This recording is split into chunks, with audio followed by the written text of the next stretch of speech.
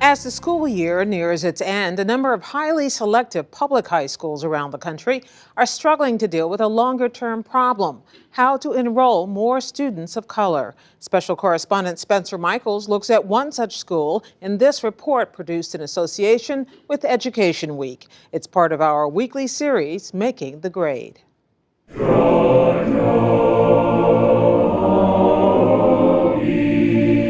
Lowell High School in San Francisco excels in everything from music to math. Motivated, hard-driving, and talented students have propelled this four-year institution to the top tier of national public school rankings. Its graduates include scientists, politicians, entertainers, and a Supreme Court justice. Chrislyn Earle, here in a psychology class, is a senior. I wouldn't imagine myself at any other school, to be honest. This school really builds you for the next step in the next chapter in your life. But there is something missing at Lowell. More students like Earle from historically disadvantaged minority groups. She is one of a very small and dwindling number of African Americans, about 2% of the student body. Latinos make up about 10%, while Asians comprise 57%. And whites also dwindling at 14%. I think the people who are minorities at this school feel left out, and it is hard to find a place in this school. Like my freshman year, I wanted to transfer. And I wanted to leave immediately, and I wanted to go to Balboa instead because I know that it's more diverse over there. That issue came to a head this spring when a non-black student put up a poster that drew the ire of many at Lowell. Titled Black History Month, it glorified black rappers in movies, lampooned President Obama, and failed to mention historically important figures. African American students walked out of class and marched to City Hall to protest. The posters was the straw that broke the camel's back. Earle lives with her mother, Sharonda Jackson. The whole main purpose of the walkout is the students at Lowell and staff members were not respectful to the black culture. We were trying to explain that we are more than just our music and the movies and entertainment. This is not okay, and it's very insulting. Earle didn't expect that when she took a test and applied to Lowell, which is a free public school. When we received the letter that she was accepted, I was ecstatic. But Earle says she didn't realize how few African Americans she'd meet. It didn't really soak in until I got inside the classroom and I was the only black person in there. Diversity and how to achieve it is a hot topic at Boston Latin, a selective public high school in Massachusetts, at Stuyvesant in New York, and at other elite schools, many of which are majority Asian. Often, as at Lowell, the African American student population is dropping. Officials point to the declining number of blacks living in San Francisco, now just 4%, as one factor in the decrease of black students at Lowell. Other factors include poor preparation in early grades, low test-taking skills, and in some cases, disruptive or difficult home life, suggests San Francisco School Superintendent Richard Carranza.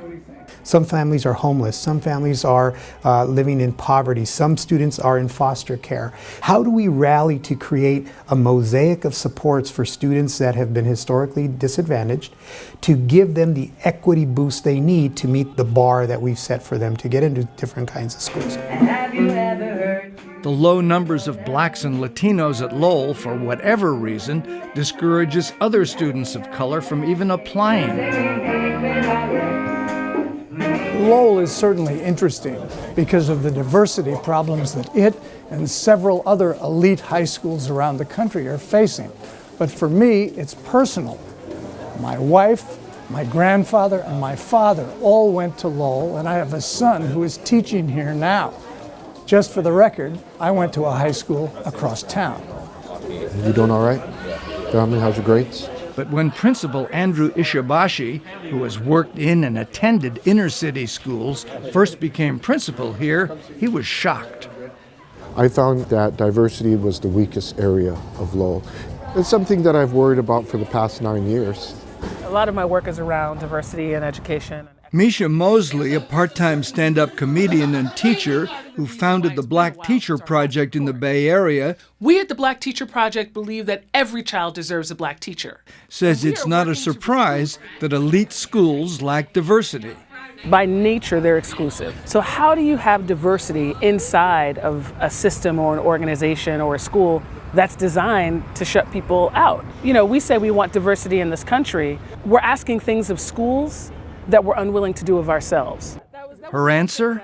So you groom people. This idea that folks are born innately with the skills to succeed in these elite schools is ridiculous. Everyone's groomed, whether that means that you have a parent, making sure your academics are in order, or you go to a good school that's preparing you.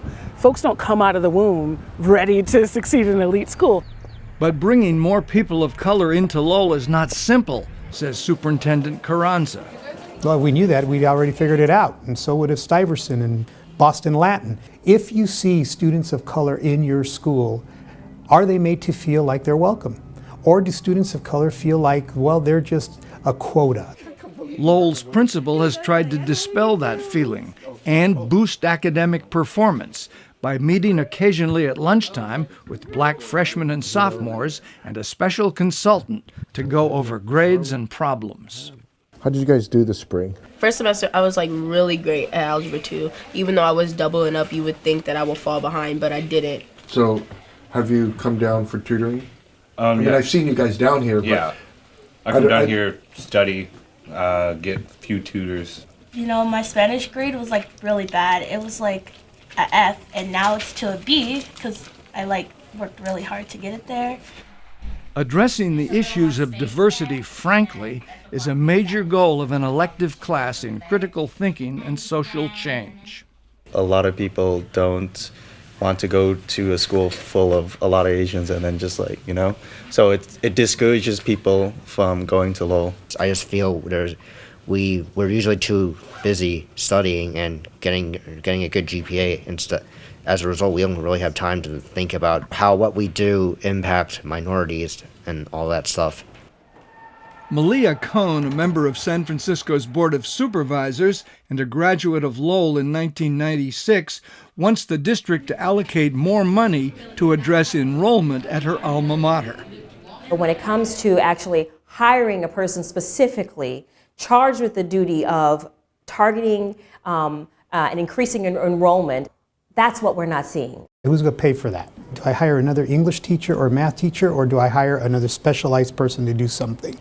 Lowell's principal has made recruiting a priority, going into Black and Latino communities and persuading promising students to apply to Lowell. As for making it easier for students to get in, a topic that was hashed out and rejected in court years ago, I would like to see a little dent in as far as not having to pull such high test scores and grades. But the way to get more minority kids into elite schools, nearly everyone agrees, is to start young. I went to Brooklyn Tech High School in New York City, which is a specialized high school. It had to take an exam. And I know that the preparation I had in elementary and middle school allowed me to do well on that exam, allowed me to do well in school.